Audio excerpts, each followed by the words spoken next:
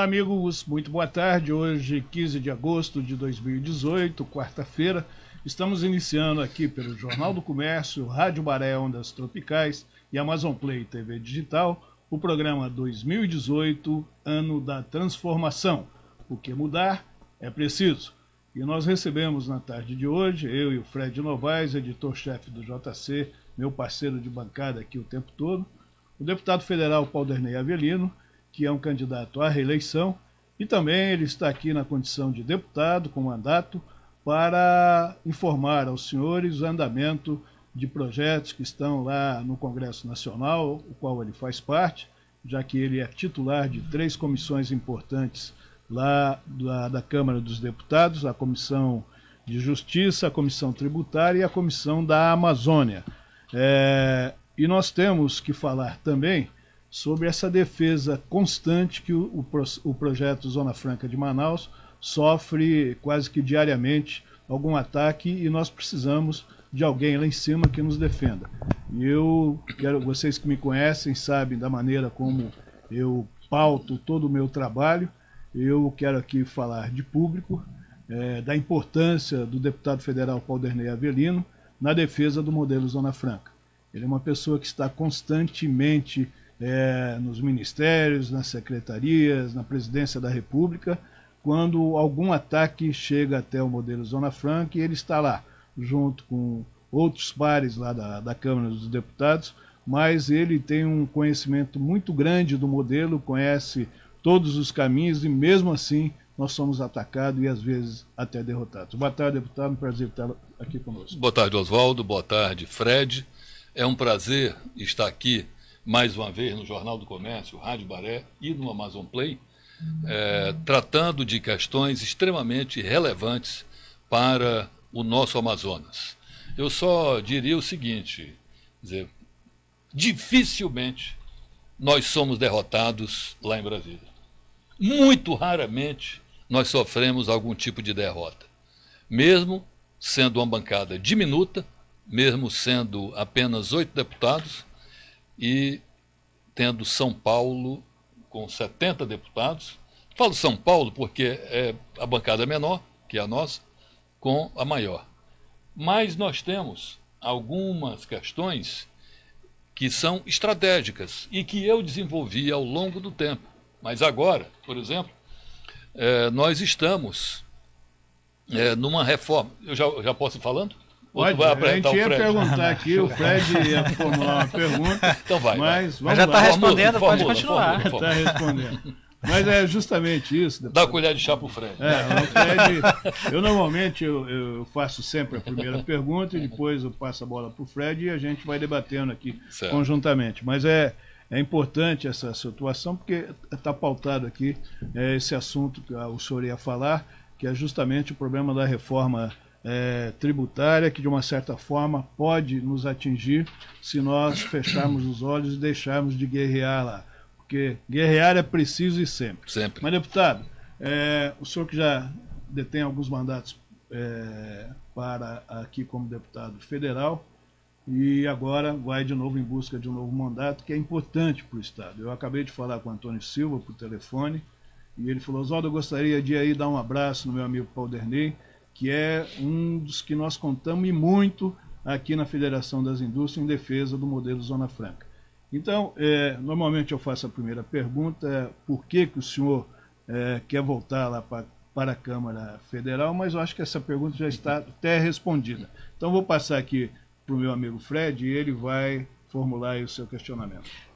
Antes de entrar até no mérito da questão de tantas pautas interessantes que a gente tem para falar sobre a defesa do Polo Industrial de Manaus em Brasília, eu queria complementar essa pergunta sobre por que o senhor deseja voltar à Câmara dos Deputados, acrescentando a informação por que o senhor inicialmente pensava em disputar o Senado e por que a opção por voltar à Câmara dos Deputados.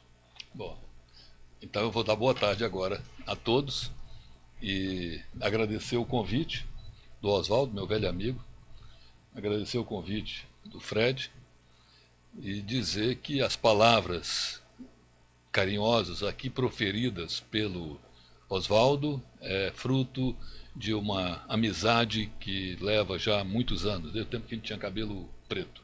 Eu não gosto nem de lembrar dessa época, deputado, mas nós tínhamos mesmo. Enfim, olha só, Fred, eu trabalhei uma candidatura ao Senado Federal e essa minha candidatura, ela veio desde o ano passado, quando eu fui junto com o Omar buscar o ex-governador amazoniano Mendes para ser candidato a governador. E na campanha suplementar. Na campanha de suplementar do governo. Sinceramente, eu esperava que isso viesse a acontecer com a eleição do governador. Nos afastamos, não vou aqui discorrer sobre isso, e tentei construir essa candidatura mesmo fora do governo do Estado. Eu fui até o último dia. Fiz pré-campanha como candidato ao Senado, mas percebi que eu recebia, como é que você acabou de dizer, o Antônio Silva é um dos que estava preocupado. Meu amigo, presidente da Federação das Indústrias, junto com os diretores da Federação das Indústrias, o pessoal da indústria aqui, do comércio, Clube de Diretores e Lojistas, meu amigo Ralf Essayag, segmentos de trabalhadores preocupados, segmentos dos mais diversos, e começaram a me pedir para fazer uma avaliação, porque o Amazonas poderia perder muito com uma eventual derrota minha para o Senado Federal. E se eu não avaliava retomar o mandato, uma campanha para deputado federal. Eu fui fazendo isso e acabei que no final, no dia da convenção, eu cheguei à conclusão de que iria ser uma disputa muito acirrada, e como as pessoas tinham me questionado muito e muito apreensivas, eu então decidi o que fazer agora buscarmos uma reeleição para trabalharmos muito pelo Brasil e, sobretudo, pelo Amazonas, porque vai mais uma vez estar em risco. Todos os candidatos a presidente, jornalistas, falam, quando entrevistam os candidatos a presidente, quem é o patinho feio da economia do Brasil. Zona Franca de Manaus. Para eles, é Zona Franca de Manaus, porque a Zona Franca de Manaus tem uma inserção na LDO de renúncia fiscal em torno de 24 a 26 bilhões de reais por ano, e, segundo eles, isso é danoso. Eu discordo em número, gênero e grau. A renúncia da Zona Franca de Manaus, ela vem acompanhada de uma neutralidade fiscal que eles não reconhecem, além da geração de emprego. Neutralidade fiscal, eu falo da renúncia vis-à-vis à arrecadação tributária. Porque aqui se arrecada ISS no município de Manaus, e é uma receita muito grande. Aqui se arrecada o ICMS, que sustenta praticamente os municípios do interior do estado e Manaus, e o governo do estado. Aqui nós arrecadamos os demais tributos que fazem parte dessa cesta de tributos locais, além da geração de empregos. Esses tributos que arrecadamos aqui, e mais os tributos federais, eles chegam a mais de 25 bilhões de reais por ano.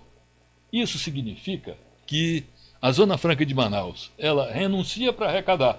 E é por isso que eu falo da neutralidade tributária, porque se não houvesse a renúncia, não haveria a receita. E com isso, nós movimentamos a economia do Estado.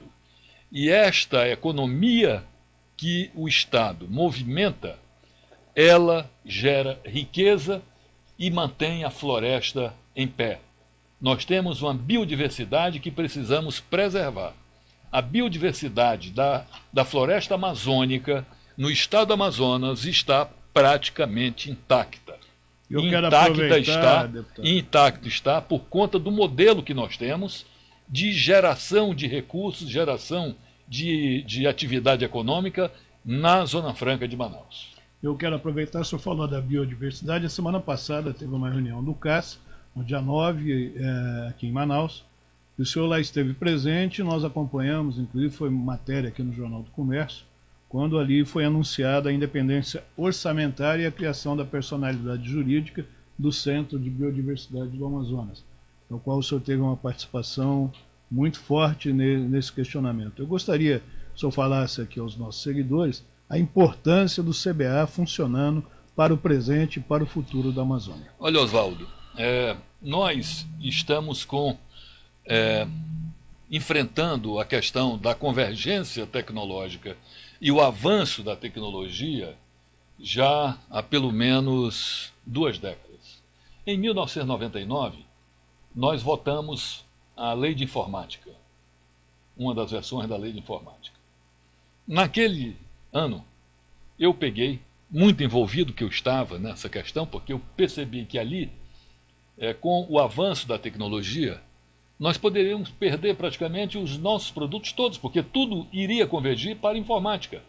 Seja um condicionador de ar, seja um televisor, seja eletrônica embarcada numa motocicleta, no telefone celular, enfim, tudo seria bem de informática. O que nós fizemos? Fizemos uma lista de produtos fabricados no Polo Industrial de Manaus, onde esses produtos não seriam o objeto da lei de informática, não participariam da lei de informática, mesmo que informática fosse. Muito bem, essa lista foi anexada à lei. Sabe o que significou isso? Nós protegemos o Polo Industrial de Manaus em 1999 e pouca gente sabe disso. A convergência e o avanço da tecnologia já deveria ter extinguido a Zona Franca de Manaus, porque a lei de informática ela dá benefício para o Brasil todo. Então, nós salvamos em 1999 a Zona Franca de Manaus com essa lista de produtos que não farão parte da lei de informática. Então... É daí que vem os inimigos invisíveis. Acho que a partir daí que começou a criar... Não, já vem de antes. Mas já acho vem de que antes. aumentou. Mas olha só, concomitante a isso, quer dizer, aí nós salvamos a Zona Franca de Manaus. Aí quando foi em 2003, o governo do Lula, que todo mundo diz que sempre nunca atacou a Zona Franca, que não é sempre protetor da Zona Franca, mandou uma lei aumentando e mudando o perfil da cobrança do PIS e da COFINS, de cumulativo para não cumulativo. Aí, essa lei acabou de aumentar sobremodo os custos das empresas aqui, porque pegou todos os produtos que nós temos aqui na Zona Franca de Manaus, todos os produtos, e aumentou, de tal forma que estava inviabilizando, no ano de 2003 e 2004. Como é que vai resolver isso? Todo mundo, vamos resolver, e ninguém resolve. Eu me lembro que o Eduardo Braga era governador e dizia, não, nós vamos resolver. E era governador e não resolvia. O Lula vai resolver. O Alfredo, que era ministro dos transportes, dizia que ia resolver, que o Lula ia resolver, mas não resolvia. Enfim, todo mundo dizia que ia resolver e não resolvia. Senador dizia que ia resolver e não resolvia. O Paulderney estava lá como o único deputado de oposição, negociando, que eu nunca me afasto dessas conversas, negociando na liderança do governo do PT, com a Receita Federal, com os demais líderes, estávamos negociando algumas exceções para produtos no agronegócio e outros produtos, nesta lei do PIS e da COFINS. Porque, sabe por quê, Fred? Saiu de 3,65 para 9,75. 9,75. É significativo isso no preço final. 9,25. E o consumo iria 9,25. diminuir muito. Não, e tributou demais o produto daqui, seja na origem, seja na ponta. Então, saiu de 3,65 para 9,25. Produto como telefone celular, que tem 3 tipos de tributação e 3 tipos de comercialização. Motocicleta, que tem 2 ou 3 tipos de comercialização, chegou a 13%, saiu de 3,65% para 13% só no PIS e COFINS, o que é um absurdo, inviabilizando as empresas daqui. Eu comecei a observar e disse, eu vou buscar a saída por aqui. Cheguei com o secretário da Receita Federal, que por acaso é o mesmo, Jorge Rachid, e com o subsecretário, Ricardo Pinheiro, e aí, numa reunião na Comissão de Finanças e Tributação, que eu sou membro já há muitos anos, chamei para eles e disse, olha, eu preciso resolver a situação da Zona Franca de Manaus. E eu acho que é por esse caminho aqui, através do crédito, o mesmo tipo de procedimento que nós estamos fazendo com o agronegócio, em alguns setores mantém a cobrança cumulativa, em outros não cumulativa, mas levando crédito para a ponta. Vocês topam? É um caminho a seguir. Eu acho que é por aí a seguir. Peguei o avião, vim a Manaus, conversei com o governador, expus o desenho de como seria. O governador, acho que não entendeu direito, mas disse, se você está tocando, está tudo bem, tá, pode tocar. Conversou com o setor produtivo, já conversei, os caras concordaram. Fui na Suframa, que era aquela secretária, a Flávia, expus para a Flávia, ok, voltei para Brasília, escrevi junto com os meus assessores a emenda, apresentamos a emenda e aprovamos. Isso salvou a Zona Franca de Manaus no ano de 2004. As empresas se salvaram de pagar um tributo inviável. Inviável. É. Inviável. Resultado. Isso é um trabalho que a gente faz, que muito poucas vezes a população fica sabendo. Eu falo que isso que faz parte do mandato invisível. Né? Principalmente no legislador, as pessoas acham que o deputado tem que estar cuidando de falar com o prefeito para tapar a rua, essas coisas que são bem menores, né, do que o nosso modelo, que é um gerador de emprego, e que hoje nós temos aí uma camada de desempregados muito grande, justamente em função dessas pernadas que tentam dar no modelo Zona Franca.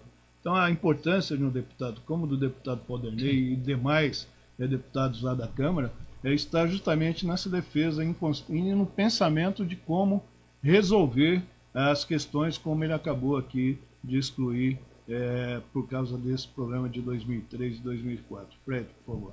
Deputado, o senhor no início da nossa entrevista, o senhor estava falando que apesar dos constantes ataques, que a gente percebe que são históricos e sempre se busca atacar o patinho feio do desenvolvimento econômico do país, que é a Zona Franca de Manaus, por uma série de razões. Mas não sou eu que chamo de patinho feio. Não, é uma ironia aqui nossa também em cima do que eles pensam.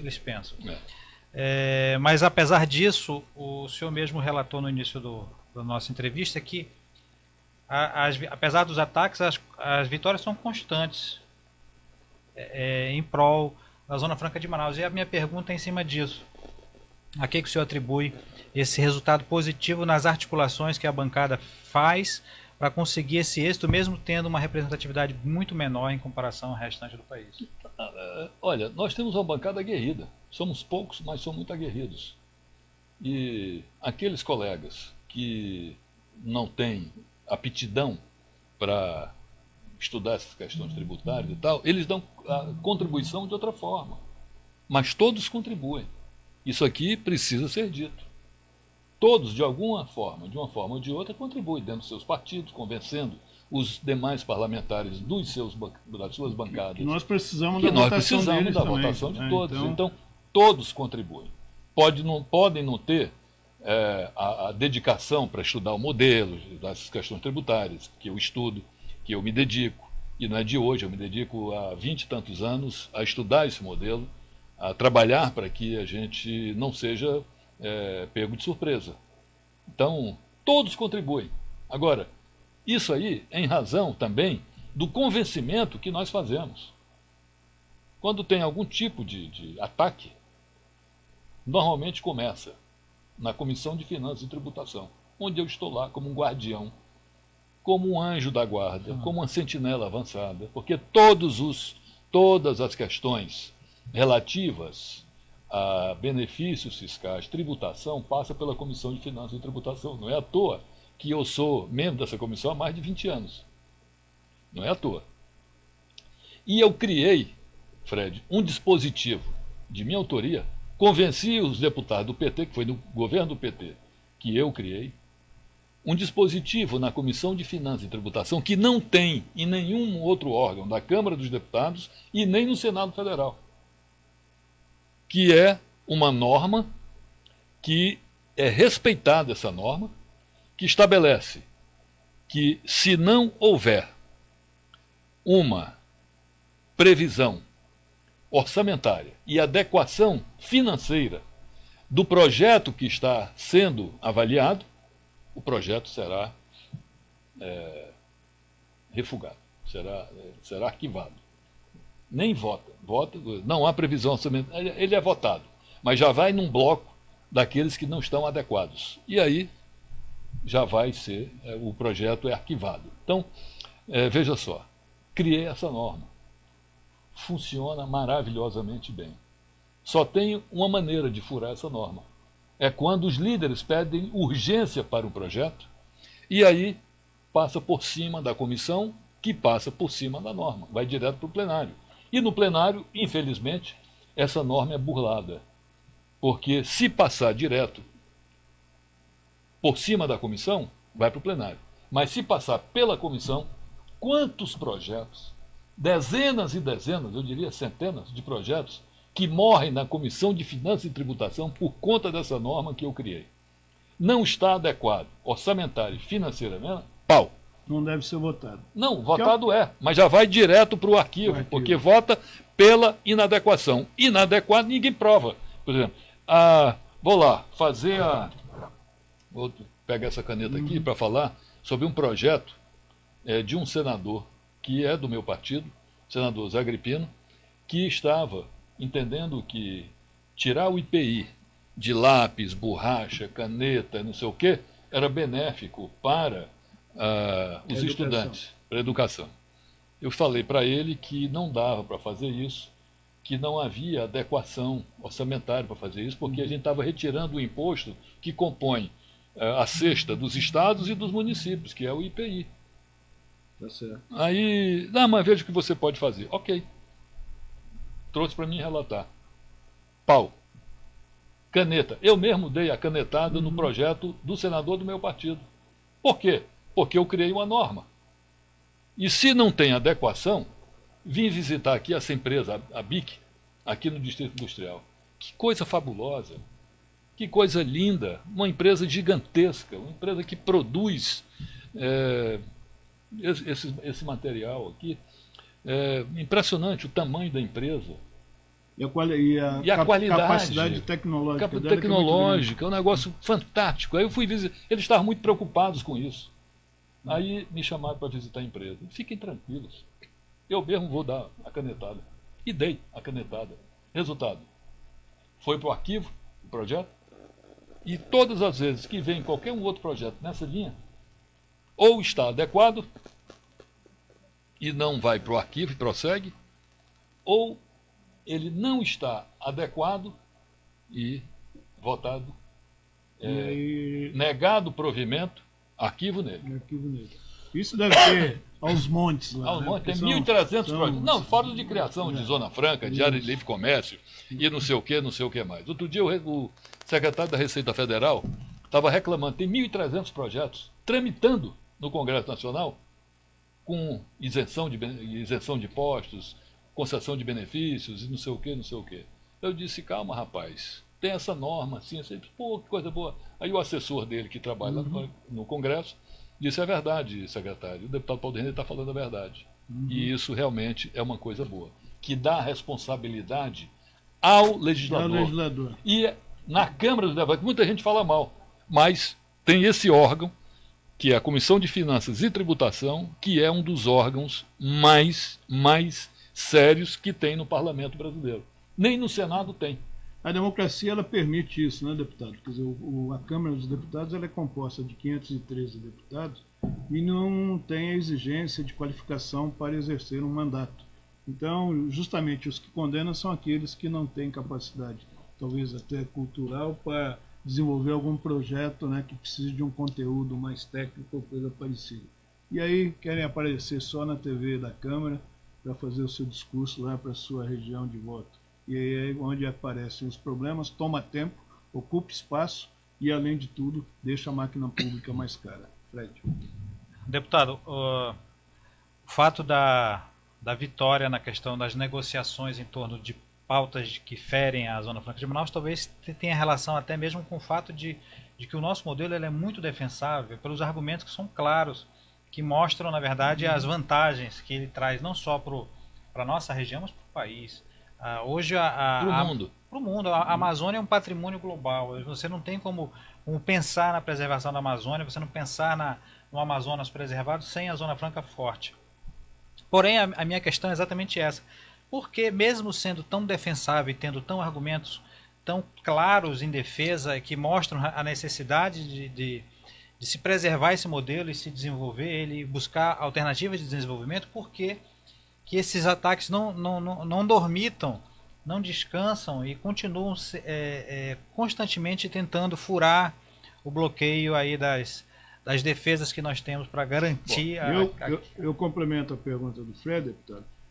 O ataque mais recente foi o problema do concentrado, que eu queria que o senhor já explanasse sobre esse problema também. Bom, primeiro, nós temos um tipo de incentivo aqui que é diferente de incentivo que é dado para outras regiões. Aqui, o incentivo é dado para o produto. Ou seja, se a Samsung produz este telefone celular aqui, o incentivo é dado para o produto telefone celular. Se a empresa não produz o telefone celular, não tem incentivo. Não há incentivo. Então começa daí. A outra questão é que nós estamos vivendo um momento de extrema dificuldade fiscal no Brasil. Todo mundo, além de o Brasil ter uma carga tributária elevada, as regiões do Brasil, as outras regiões também querem ter uma área de livre comércio, quer ter uma zona franca, quer ter condições de ter desenvolvimento também. Então não é questão de que nós estejamos sendo atacados por sermos Zona Franca de Manaus. É porque os outros também querem. E não há espaço para dois. Não tem como. Não tem como. Então, eu recebo projetos que são destinados, passam pelas comissões temáticas e são aprovados na comissão de Economia, comissão da Amazônia, comissão não sei do que, comissão de Amazônia e Desenvolvimento Regional. Então tem que ser analisado primeiro lá. Aí depois vai para a comissão de Economia. Chega na comissão de Finanças e Tributação, seja lá quem for o relator, tem que fazer um relatório obrigatoriamente com a consultoria legislativa, que é quem vai identificar se aquele projeto está adequado orçamentário e financeiramente. Se não estiver, o destino dele é a gaveta. Então, todo mundo quer. Aí acontece, eu vou falar disso antes, depois eu entro na questão do refrigerante, senão eu acabo me esquecendo. Foi nesta semana a reunião da Comissão da Amazônia. Chegou o projeto do Senado, que foi aprovado no Senado, de redução de 25% do imposto de renda que vence no final do ano, para o Norte e Nordeste. Eu apresentei o projeto, renovando por mais 5 anos, de acordo com a Lei de Responsabilidade Fiscal prevê. Aí o Senado aprovou o projeto, incluindo o Centro-Oeste. Que não estava contemplado no original. Não está contemplado, não é questão de estar contemplado no original. Não está contemplado na LDO. Não está contemplado na lei orçamentária. Sabe o que ia acontecer? Ou a gente tirava, se passar pela Comissão de Finanças e Tributação. Isso não vai passar porque vai receber o regime de urgência logo depois das eleições, porque tem prazo. Nós temos que aprová-lo em novembro, porque finda os benefícios 31 de dezembro. Uhum. Aí, o que eu fiz? Chamei a relatora, o meu projeto está pensado a esse, falei para ela, retire logo isso daqui, porque ele vai ter que voltar para o Senado. E o Senado vai ter que acatar. Porque isso aqui não passa pela CFT. Porque não tem, não está adequado financeiro e orçamentariamente. Por exemplo, esse projeto que prevê a redução do imposto de renda não é dado para o produto, é dado para a empresa. É diferente a natureza. Você entendeu? Totalmente diferente, daquilo que muito bem. Então, retirou, ela vai refazer o relatório para que a gente possa votar. Você falou aí do concentrado. O último grande ataque aqui ao modelo. Mas nós tivemos uma vitória essa semana também. É isso que eu queria que o senhor comentasse. Depois tu me conta. Não, mas não é só do concentrado, não. Eu tenho conversado com o setor e com o Ministério da Fazenda, até com o Presidente da República, sobre essa questão dos concentrados. Chegamos a um acordo, as três partes. E isso o Presidente da Câmara, Rodrigo Maia, tem me ajudado muito. Mantém os 4% do IPI, a redução de 20 para 4 esse ano, e depois, em 2019, volta para 15%. Temos que aprovar um projeto que é sobre os fundos fechados, aqueles fundos bilionários dos muito ricos que botam dinheiro nesses fundos, para haver uma tributação sobre esses fundos, para fazer a compensação que a lei de responsabilidade fiscal exige. Muito bem, isso já está acertado, já está definido. Só falta publicar o novo decreto com essas alterações que o governo concorda. Então, isso foi difícil, né, deputado? Dificílimo. O Rachid, vocês tiveram várias reuniões. Não, o governo teve que atropelar a Receita Federal. Teve que atropelar a Receita Federal porque a decisão é política. E ele terá que ser editado até o dia 1º de outubro, para valer a partir de 1º de janeiro, porque tem a noventena. Uhum. Entendeu? Então, isso vai ser resolvido. O setor já sabe, e eu só estou esperando uma oportunidade para ir a Brasília, para pedir já do presidente para resolver isso de uma vez por todas. Edita o tal do decreto com validade para 1º de outubro. Por conta da noventena, vai produzir efeitos a partir de 2019. Então, isso está resolvido. Isso está resolvido. E precisaria ter acontecido isso, né? Se a gente for analisar, eu acho que foi para resolver um problema da crise dos caminhoneiros, porque isso surgiu justamente lá e atingiu aqui essa massa de empregos e de investimentos de empresas, onde trouxe a insegurança jurídica, que é um dos problemas que a gente passa aqui no modelo, que poderia ter totalmente evitado, se encontrasse uma outra solução para poder baratear o diesel, né? Que foi o grande foco desse problema, foi isso, não foi, deputado? Esse foi um grande problema. Ainda não está equacionado esse negócio. Você vê o tamanho do rombo na economia que esses caminhoneiros fizeram, que aliás foi de uma irresponsabilidade muito grande. O governo do PT ter aberto financiamento para a compra de caminhões, e houve uma super oferta de transporte de carga, e eles ficaram com dificuldade de pagar as prestações dos caminhões. Então, tudo política que não tem planejamento, uma coisa mal feita e coisa irresponsável. E, em cima disso, até mesmo o fato de muitos estarem chorando pelas vantagens da Zona Franca de Manaus, tentando puxar para si essa brasa, não tem a ver também da falta de uma política de desenvolvimento do país que visem a alcançar, por exemplo, a região Nordeste, que venha viabilizar economicamente algumas regiões? Sim, mas o Nordeste está se desenvolvendo, está sendo feito esse trabalho. O problema é que a lambança que o governo do PT fez na economia brasileira gerou esse grau de desorganização na economia, que agora, para a gente se recuperar, Fred, serão 10 anos que nós vamos precisar. 10 anos de aperto, 10 anos de dificuldade, fazendo o dever de casa que precisa ser feito. Senão, nós não vamos ter sucesso. Em vez de 10 anos, vamos precisar de 15 anos. Nós precisamos fazer o dever de casa. este governo que vai entrar precisa fazer as reformas. Por isso, tem que ter a legitimidade das urnas. E tem que ter prioridade. É por isso que ficam falando de renúncia fiscal. A renúncia fiscal esse ano deu 285 bilhões de reais. A Zona Franca é menos de 10% disso. É muito, claro que é muito. Mas o Simples, que é o maior de todo, dá 80 bi. Agora, vai falar mal do Simples? E o resultado que o Simples dá? Seja na geração de emprego, seja na geração de impostos e tributos e da atividade econômica que o Simples gera. O dinheiro circula, O dinheiro circula e o governo arrecada, as pessoas estão empregadas. É o maior empregador do país, são as empresas que estão no Simples, maior do que as multinacionais, maior do que as construtoras, maior do que todas as empresas. São as empresas que estão no Simples. São as microempresas. Essas empregam 90% da mão de obra do Brasil.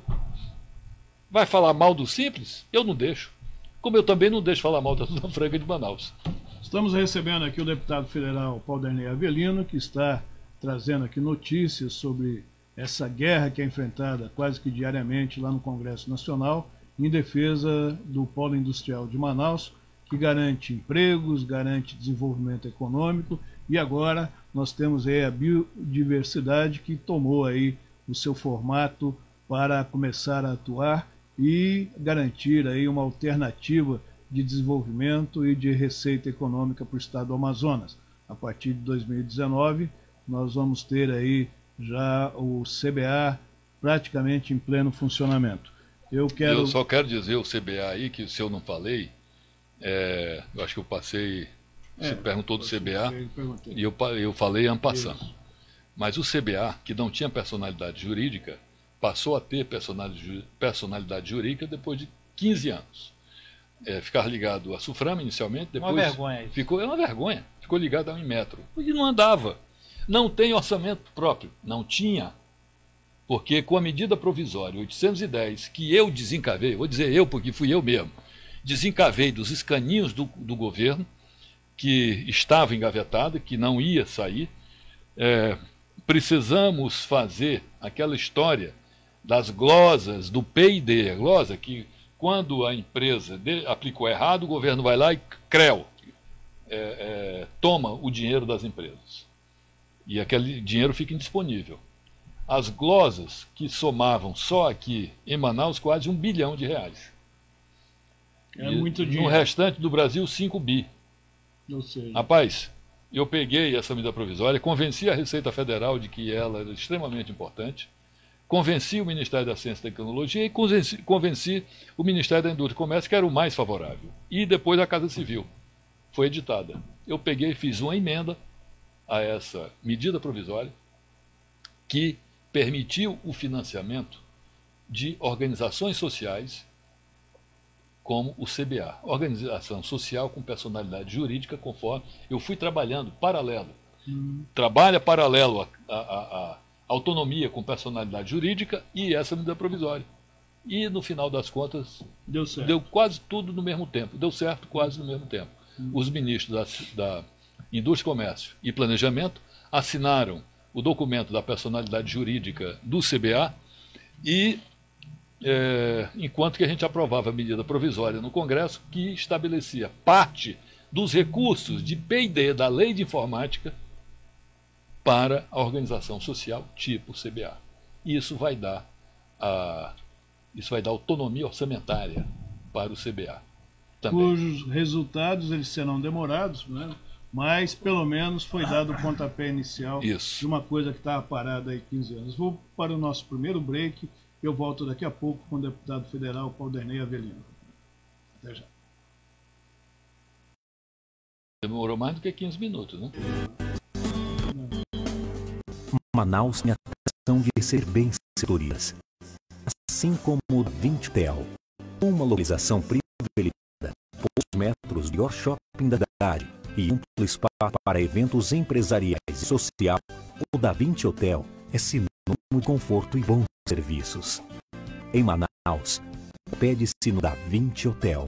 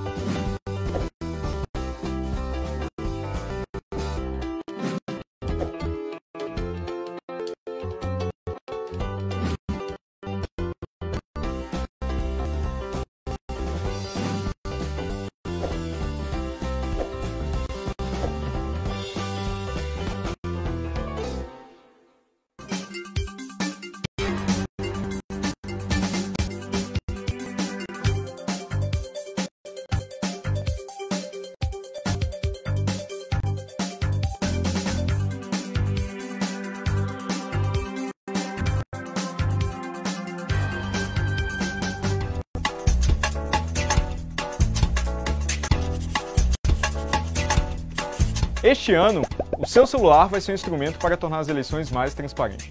Eu vou te explicar por quê. Você pode nos ajudar a fazer uma fiscalização da apuração final dos votos.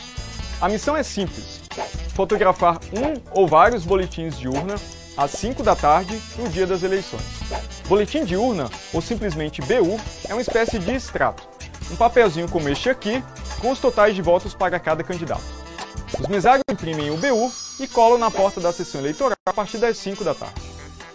Você fotografa o BU da sua ou de várias sessões eleitorais com o aplicativo Você Fiscal para Android. Você também pode enviar fotos tiradas com o seu celular e máquina fotográfica pelo site www.vocefiscal.org. O Você Fiscal vai reunir a maior quantidade possível de fotos e comparar com os dados publicados pelo TSE. Para saber direitinho como fotografar, clique aqui no link na descrição do vídeo que tem uma explicação bem detalhada. Mas espera! Você sabe por que estamos fazendo essa fiscalização? Meu nome é Diego Aranha, eu sou professor e pesquisador da Unicamp em Segurança Digital e Votação Eletrônica. Em 2012, eu era professor da Universidade de Brasília e participei de testes públicos de segurança da urna eletrônica organizados pelo TSE. A equipe que eu coordenei encontrou a primeira vulnerabilidade na urna em poucos minutos de investigação, mostrando que ela não é tão segura assim.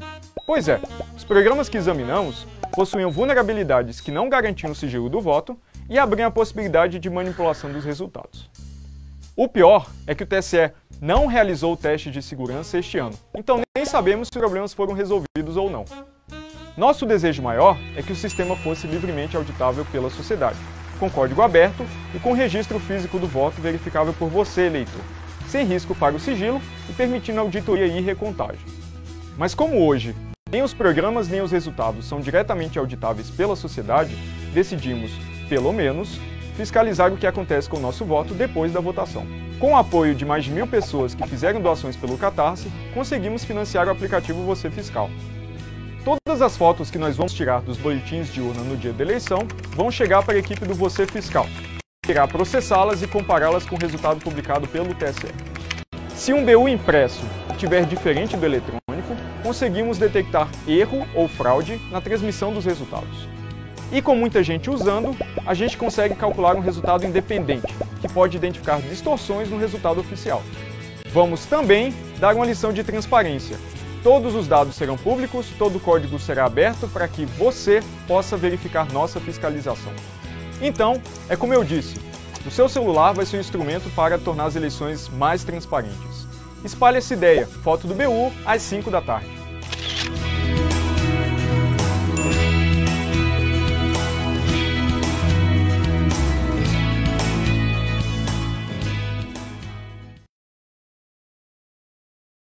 Estamos de volta aqui com o segundo bloco do programa 2018, Ano da Transformação, aqui na sua Rádio Baré, Jornal do Comércio e Amazon Play TV Digital, recebendo hoje o deputado federal Paulderney Avelino, que está aqui comentando esse seu mandato e também na condição de pré-candidato para a renovação do mesmo mandato. Deputado, estou recebendo aqui do Diego. Deputado, acompanhe sua página pelo Face e sempre vejo suas visitas junto ao INCRA nas comunidades rurais e ribeirinhas. Gostaria de saber se hoje essas comunidades contam com seus títulos definitivos. Olha, muitos desses municípios, nós temos aí em torno de 45 municípios do estado do Amazonas, que há um trabalho de assentamento do governo federal, que não eram assistidos.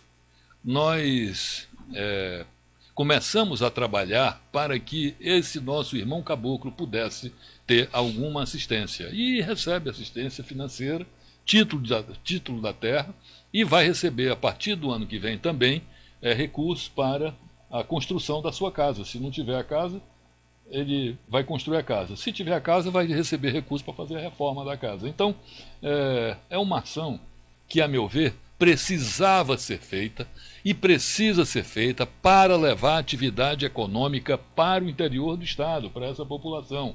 Esses produtos que essa agricultura familiar produz, ela é comercializada, seja no município, através da merenda escolar, onde o prefeito tem recurso do FNDE para a compra de produtos da merenda escolar da agricultura familiar, seja para transportar para Manaus, porque Manaus consome tudo que botar aqui dentro. Por exemplo, Rio Preto da Eva é um municípiozinho desse tamanho, mas que é o maior produtor de produtos primários do Amazonas. Sim. Das 20 mil toneladas de peixe de criatório de peixe cativeiro, que o Amazonas produz, o município do Rio Preto contribui com 14 mil toneladas de peixe, Fred. Além de quase 300 milhões de unidades de laranja, frutos de laranja. Além de outros produtos, nós agora fizemos um trabalho gigante lá no assentamento do Iporá, que pega o Rio Preto da Eva e o município de Itacoatiara, recuperando ramais. Fazia mais de 10 anos que não colocava uma patrulha ali para dar tráfego para o escoamento da produção. Uhum. No dia que eu fui lá, eu achei que estavam fazendo uma manifestação contra, as pessoas agradecendo com cartaz e tal, porque ia iniciar o trabalho de recuperação. Depois eu fui para a inauguração. Uma coisa fantástica, todo mundo feliz, todo mundo trabalhando. É um lugar onde as pessoas trabalham, é um lugar onde as pessoas têm renda, é um lugar onde as pessoas só querem a oportunidade de trabalhar e de produzir e de ter o seu direito respeitado. Produzindo, colher. Colhendo, transporta, vende. Com certeza. E bota tudo aqui em Manaus. Olha, eu fui secretário de Educação em 2013. Eu apliquei mais de 20 milhões de reais dos recursos da merenda escolar, do FNDE, na agricultura familiar. Era uma festa bacana quando eles iam receber. Reunia as cooperativas no auditório lá da secretaria e aí entregávamos o cheque para cada um deles. Coisa bacana, coisa bonita. Você via o dinheiro circular, você via a coisa funcionar. Era um ciclo que funcionava. Por que não fazem isso? São várias políticas que você implementando, justamente no cooperativismo, que eu acho que é uma das formas de nós dar uma virada na economia do interior, obedecendo à vocação de cada região, de cada município. Com certeza a gente vai se distanciando daquela dependência total do polo industrial de Manaus. Verdade. Eu vou passar para o Fred, mas antes disso, faz-se necessário, viu, deputado? O senhor vai me permitir? Pois não. Eu quero dar um recado aqui. Quando nós idealizamos esse programa, 2018, ano da transformação, porque mudar é preciso, ele objetivava justamente mudar maneira de se fazer política nesse país. Nós não fizemos esse programa para atingir pessoas. Então eu gostaria de pedir aos amigos, porque para nós fazermos isso aqui, nós temos uma equipe, uma retaguarda por trás, onde nós procuramos de todas as formas estudar cada participante que vem ao programa. E uma das coisas que nós gostamos é de respeitar para ser respeitado. Então, você, meu amigo, que está aqui nos seguindo e vem com ofensas pessoais, você pode ter certeza que aqui você não vai ter voz. Mas não porque nós não fazemos isso para isso. Nós estamos aqui para discutir proposta. Quem vai decidir em quem votar é você, não somos nós. Nós não influenciamos o voto de ninguém, não temos aqui nenhuma tendência partidária.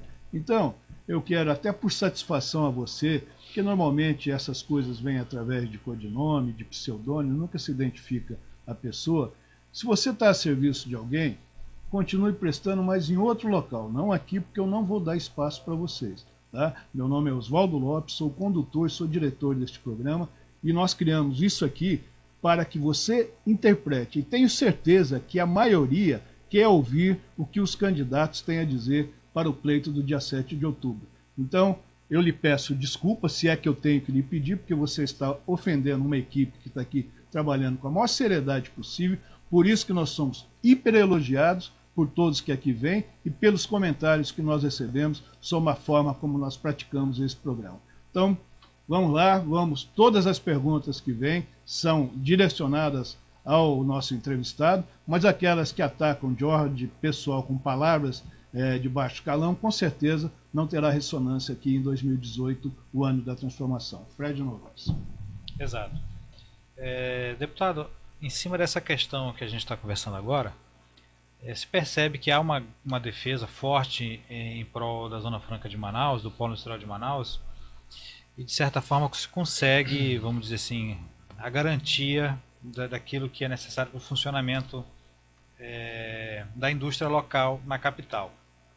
Porém, quando se fala na interiorização do desenvolvimento, a gente parece que não consegue engatar uma marcha que vá para frente. Eu cito aqui o exemplo da cadeia, por exemplo, de fibras, da produção de juta e malva, que a gente tem hoje duas indústrias que trabalham com a produção local, que precisam importar de Bangladesh, e a gente deixa de gerar essa receita para o interior do estado por conta de uma série de carências, dentre elas a compra de sementes que garantam a produção adequada. E dentre outras falhas, eu estou citando só o exemplo dessa cadeia, mas na verdade tem tantas outras. A gente tem o extrativismo de castanha, a gente tem várias outras vocações que não conseguem engatar. Então a minha pergunta para o senhor em cima disso, como é que o senhor vê essas lacunas que temos aí na geração de desenvolvimento no interior, e de que forma o senhor pode contribuir nesse aspecto? Olha, antes de responder essa tua pergunta, eu vou falar aqui, antes que eu me esqueça. Ontem, lá em Brasília, eu fui para o esforço concentrado e apresentei uma emenda na medida provisória 836, e essa emenda na medida provisória 836 foi aprovada. E essa emenda trata de salvar um segmento da indústria local aqui, que é o triciclo e quadriciclo do polo de duas rodas. Então, a Receita Federal decidiu multar as empresas que produzem o triciclo e quadriciclo aqui, porque mudou, a própria Receita Federal mudou a norma, o número pelo qual é conhecido tributariamente esse produto. E aí as empresas começaram a ser tributadas, começaram a ser multadas pela Receita Federal, porque estavam produzindo um produto que fora de norma. Resultado, tentei primeiro convencer a Receita Federal que elas entendiam que o triciclo não era duas rodas. Não é duas rodas. Quando na realidade, tanto o triciclo quanto o quadriciclo é uma motocicleta de 4 rodas, uma motocicleta de 3 rodas. Um carro que não era. É um carro que não é, porque tem guidão, enfim. Aí aprovei essa emenda que vai permitir que o polo industrial de Manaus continue produzindo triciclos e quadriciclos. Foi aprovado ontem, em pleno esforço concentrado. Então, viva para a Zona Franca de Manaus. Então, são inúmeros, centenas de empregos que serão mantidos ou que voltarão a ser contratados por conta dessa ação que eu fiz. Então, agora ainda falta ser aprovado no plenário da Câmara e depois no plenário do Senado. Mas vai ser aprovado, não tenho dúvida que será aprovado, e eu vou garantir que não haja veto a essa emenda. Então, esse tipo de atuação que eu faço. Com relação à sua pergunta, nós temos sim muita dificuldade em razão das restrições ambientais que a legislação impõe para a cultura. E, como você fala aí, a juta e a malva, que é um produto que poderia ser muito mais explorado aqui na região, a sua produção. Até porque faz parte da história da agricultura. Se consegue importar lá de Bangladesh, da Ásia, muito mais barato do que eventualmente produzido aqui. Então, nós temos que encontrar soluções que venham a suprir essa lacuna no interior do Amazonas. O CBA será, a meu ver, a ponta de lança para que as pesquisas possam indicar uma exploração racional da floresta amazônica e identificar as potencialidades da nossa biodiversidade, em que nós poderemos transformar numa atividade econômica de larga escala. Fred. Agora, voltando também ao Polo Industrial de Manaus, o distrito, a gente percebe neste ano uma recuperação dos resultados. Os indicadores apontam aí em nível de faturamento, você consegue ter uma melhora, até por conta da comparação com o período de crise, que certamente você tem um resultado de crescimento. Mas, porém, talvez a ponta mais visível desse iceberg que apareceu depois da crise é a questão de emprego, que você ainda não consegue ter um volume considerável de recuperação de vagas. Esse nível de 87 mil trabalhadores diretos e indiretos no Polo Industrial de Manaus permanece, mesmo com a retomada, entre aspas, você não tem aquela margem que já tivemos. Como é que o senhor vê essa questão e o que o senhor atribui a esse fato para o nosso ouvinte, o nosso seguidor que nos acompanha, que espera, às vezes, uma reinserção no mercado de trabalho no distrito e encontra essa dificuldade? Como é que o senhor vê e o que o senhor diria a esse nosso seguidor? Nós temos vários problemas que precisam ser ditos aqui. Vou dar outro exemplo. Na última reunião do Conselho da SUFRAMA, você estava presente, tinha um projeto em pauta que ia ser retirado da pauta, que é aquele projeto das maquininhas, sim, aquela maquininha de cobrança de cartão de crédito. Como é que chama o nome da empresa? Transire. A empresa Transire. Essa empresa teve algum problema há 2 anos atrás e o conselheiro da Ciência e Tecnologia mandou retirar de pauta. E aí eu estou chegando na SUFRAMA, entra o Antônio Silva, esbaforido, me acompanha aqui, eu preciso te falar uma coisa. Não estava conseguindo convencer o pessoal. Eu chamei todo mundo numa sala, fomos conversar, sentamos numa mesa, e aí eu fiz um apelo. Ou seja, se a empresa não comprovasse que ela tinha agido corretamente, ela poderia ter a sanção. Mas, enquanto isso, aprovaria o projeto dela sob condição. E assim foi feito. Ele concordou e nós conseguimos aprovar um projeto que vai gerar mais, sei lá, quantos empregos. Esse assunto, o senhor sabe, né? Como eu sei que não é bem só isso, né? O senhor não pode falar, mas eu posso. O lobby dos demais fabricantes desse tipo de coisa foi muito forte. Muito forte. Numa campanha nacional, inclusive, que fizeram contra essa empresa, que aqui queria se instalar. Inclusive, foram indelicados e irresponsáveis ao pagarem a mídia para jogar um verde, sem dizer nome, de alguém aqui que representa a classe das indústrias, como se essa pessoa tivesse alguma coisa a ver com a aprovação desse projeto. Então, que fique muito claro que, por mais que aquela entidade de São Paulo, que eu sei qual mas não merece que eu fale o nome, tente, de forma espúria, congelar o nível de produtos que nós temos aqui, porque o grande problema que nós estamos enfrentando hoje em dia não é nem essa guerra do dia a dia que a gente enfrenta no Congresso, que isso aí é uma coisa que eu já me acostumei, mas é a evolução da tecnologia. Agora eu estava falando do aparelho 3 em 1. O 3 em 1, que hoje eu ainda uso na minha sala de ginástica, para fazer ginástica todo dia, ouvir música enquanto estou fazendo ginástica, é o toca-fita, toca-CD e rádio. Não existe mais. Acabou. Se você quiser comprar um 3 em 1, não existe mais. Aí, o que você vai fazer? Hoje você tem um som de altíssima qualidade, com música que você capta aqui no Spotify ou outro aplicativo, e você pega uma caixa de som, liga pelo Bluetooth, e você tem um som fantástico. Você ouve qualquer música de qualquer época sem qualquer equipamento físico.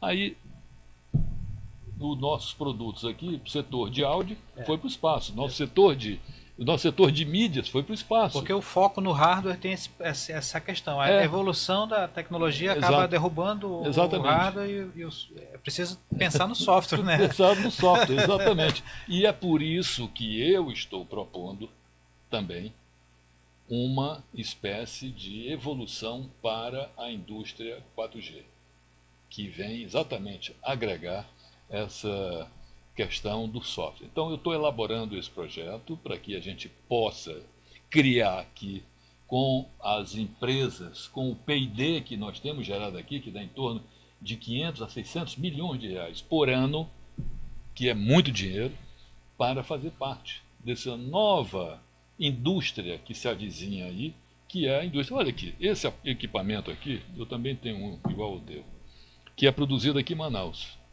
Esse equipamento aqui da Samsung. Quase toda a tecnologia embarcada aqui é produzida já aqui em Manaus.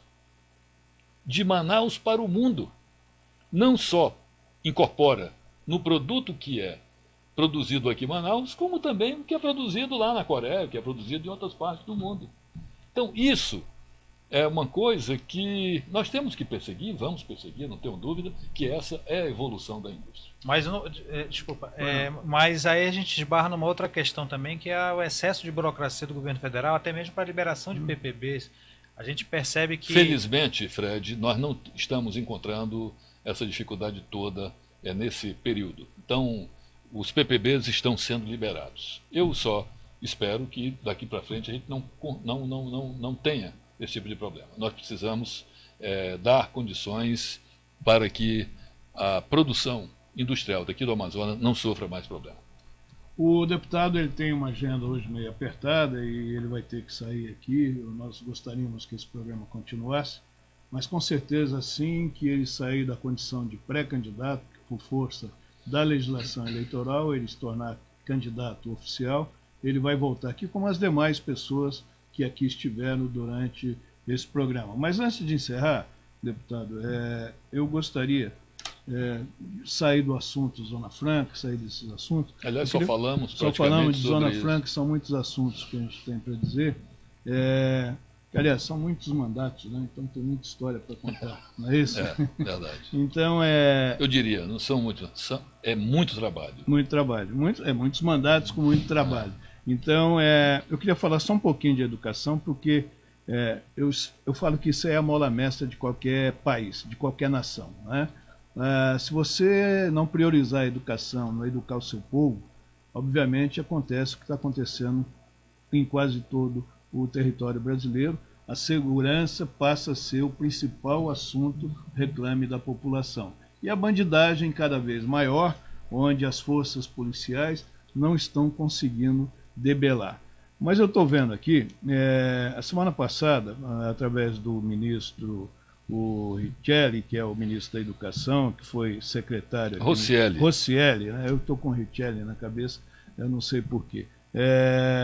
Ele que foi secretário de Educação aqui no estado do Amazonas, hoje é ministro da Educação, sobre uma liberação do FNDE, que o senhor também teve um empenho, que contemplou aí 25 municípios que vai conseguir liberar obra, então gera receita para o município, a economia, e obviamente vai na aquisição de imobiliários. Você tem aí, Bia, os 25 municípios, por favor, para contemplar? Anori, Altazes, Barcelos, Boa Vista do Ramos, Boca do Acre, Borba, Careiro, Coari, Irunepé, Guajará, Humaitá, Iranduba, Itamaraty, Juruá, Manacapuru, Manaus, Manicoré, Maués, Novo Airão, Parintins, Santo Antônio do Içá, São Gabriel da Cachoeira, Tapauá, Tefé e Urucurituba. Nós estamos vendo aqui, um Ainda total... Tem um detalhe, eu consegui 2 institutos federais nessa ação, um para a Zona Norte de Manaus, que a gente precisa colocar um Instituto Federal na Zona Norte de Manaus e outro em Boca do Acre. Isso. Então, o IFAM, que eu não havia chegado lá. Então nós temos uma liberação na ordem de 137 milhões. Em torno de 140 milhões que vem do FEM. Que isso, obviamente, vai aumentar a oferta, né? Escolas, professores creches, que vão ter emprego. Escolas, creches, ginásios de esporte ligados à escola e também mobiliário e transporte escolar. Então, isso é uma coisa que me deixa muito feliz. Nós conseguimos trazer esses recursos e, sobretudo, para o interior do estado do Amazonas. Manaus recebeu 20 milhões de reais para a compra de mobiliário e equipamentos. E os demais municípios, escola, creche, transporte e mobiliário também. Além dos 2 institutos federais de educação, que são escolas de curso superior, uma na zona norte de Manaus, que é a zona mais populosa de Manaus, e a outra lá em Boca do Acre, no sul do estado do Amazonas, que a gente precisa desenvolver, inclusive com foco na agricultura, porque hoje Boca do Acre é o município mais forte na agricultura do estado do Amazonas. Ok, recebemos aqui então o pré-candidato a deputado federal, mas atual deputado federal com mandato pelo DEM, o Paulderney Avelino. E antes de encerrar aqui, passar para que ele faça as suas considerações finais, nós temos que criticar quando tem crítica e temos que parabenizar aqueles que são reconhecidos, como foi o caso do deputado que aqui nos visita. Ele recebeu o Prêmio Congresso em Foco 2018, numa solenidade que foi realizada segunda-feira agora em Brasília, esse prêmio ele é realizado todos os anos com o objetivo de reconhecer o trabalho dos deputados federais e senadores que se destacam positivamente no exercício do mandato. E o senhor, entre 360 deputados e 41 senadores, ficou entre os 10 primeiros como melhores parlamentares. Então, 360 dos que participaram. Nós somos 513. Eu sei disso. Só entra ficha limpa. Só pode entrar a ficha limpa, então, quem não tem processo. Eu quero então aqui aproveitar, gostaria de falar sobre esse reconhecimento. Obrigado. Não é um reconhecimento que nasceu aqui nessa casa. Nós estamos falando lá do Prêmio Congresso em Foco, que é um prêmio que é hiper respeitado lá no centro do nosso país. E comentar aqui, gostaria de falar isso de todos. Para nós seria uma honra, eu como cidadão brasileiro, o Fred, os amigos que aqui estão participando aqui conosco, assistindo o programa, principalmente aqui do Amazonas, a gente gostaria que isso fosse estendido a toda a nossa bancada, nos deixaria muito feliz e ficaria aí muito bem caracterizado que o povo soube e sabe escolher. Esse é o objetivo do programa 2018, Ano da Transformação. Criticamos, mas também aplaudimos quando necessário se faz. Deputado, estamos encerrando, eu sei que a sua agenda está devidamente apertada, eu gostaria de deixar os minutos finais aí para o seu pronunciamento final. Eu quero agradecer a você, Oswaldo, meu amigo de longa data. Mais uma vez volto a acreditar essas palavras gentis a essa amizade longa que nós temos. Agradecer ao Fred, talentoso, competente, editor aqui do Jornal do Comércio, e dizer que eu continuo trabalhando com humildade, independente de qual cargo eu venha ocupar.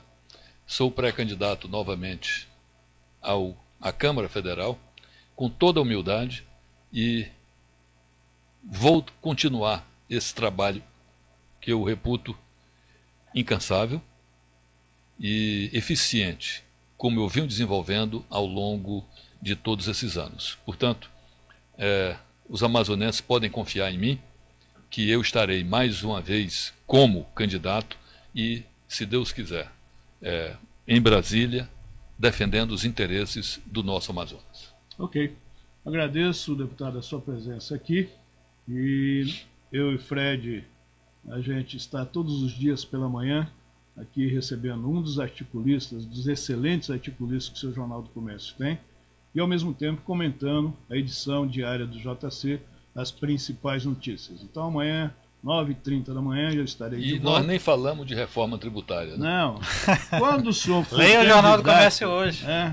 Quando o senhor for Aliás, candidato, o senhor é pré-candidato, o senhor vai voltar aqui como os demais pessoas que estão aí colocando seu nome para nesse projeto aí da eleição de 7 de outubro.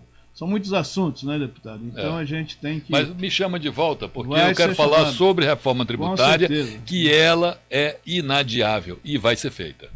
E também eu espero que o Congresso, ano que vem, pensando no Brasil do amanhã, também coloque e vote a reforma da Previdência, porque necessária ela é. Né? Os ajustes serão feitos no decorrer desse processo. Né? O Brasil ele tem que chegar num caminho que nós chega de sofrer, chega de crise, chega de vamos partir aí. País grande, povo bom. Justamente, né? Chega. Então, vamos lá, estamos encerrando 2018, ano da transformação, recebendo aqui o deputado federal Claudionei Avelino. Eu quero, inclusive, da forma veemente como eu me dirigi aqui, àqueles que, em vez de participar de forma democrática, como nós fazemos aqui, aqui não vão encontrar voz para atingir de forma pessoal, com nomes, com palavras inapropriadas. Quero lembrar que a mídia social não foi feita para isso. Muita gente usa isso de forma muito errada. E tenha cuidado, porque hoje as autoridades estão de olho nisso. Isso não precisa nem ser provocado por ninguém ou por qualquer ofendido. A própria autoridade hoje tem competência e está atrás de quem publica os fake news e também, de forma grosseira e irresponsável, se dirigem às pessoas. Isso vale não só para o deputado Claudionei, mas a qualquer convidado deste programa, deste canal e deste jornal, que há 114 anos presta relevantes serviços à sociedade amazonense. Então, respeite pelo menos a nossa história. Muito obrigado e até amanhã. Bem, obrigado.